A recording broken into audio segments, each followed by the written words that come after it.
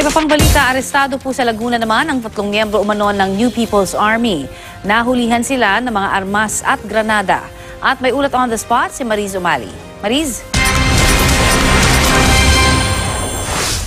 Connie, matapos tuluyan nga ipa-terminate o ipatigil na ni Pangulong Rodrigo Duterte ang usaping pangkapayapaan sa CPP, NPA, NDF ay nagpapatuloy naman ang pinaigting na operasyon ng mga otoridad laban sa mga miyembro nito at pinakabago nga sa mga naresto ang 3 kasapi nito kabilang ang isang consultant na subject umano ng warrant of arrest para sa kasong murder.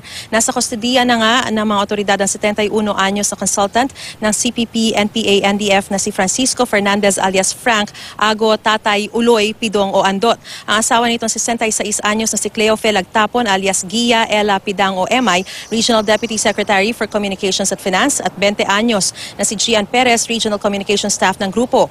Naresto ang 3 habang isinisilbi ng Laguna PPO at 202nd Brigade ng Philippine Army ang warrant kay Fernandez sa Liliw, Laguna pasado alas 5 na madaling araw kahapon.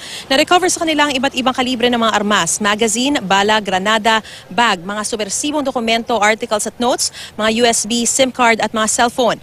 Patong-patong na murder case ang kinakaharap ni Fernandez. Isa sa mga ito ay kasama ang asawa niya si Lagtapon. Malaking dagok nga raw na maituturing sa pamunuan ng CPP, NPA, NDF ang pagkakaaresto sa kanila lalo na kay Fernandez dahil ito umano ang leader ng Komite Rehiyon Negros na may sakop sa Cebu, Negros at Siquijor. Aktibo umano si Fernandez sa mga Sparrow operations na pumatay sa maraming sundalo at ilang mga sibilyan.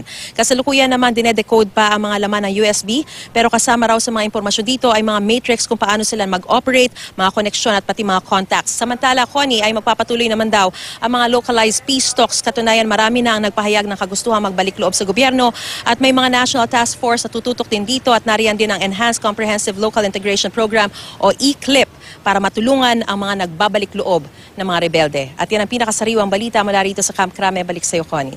Maraming salamat, Mariz Umali.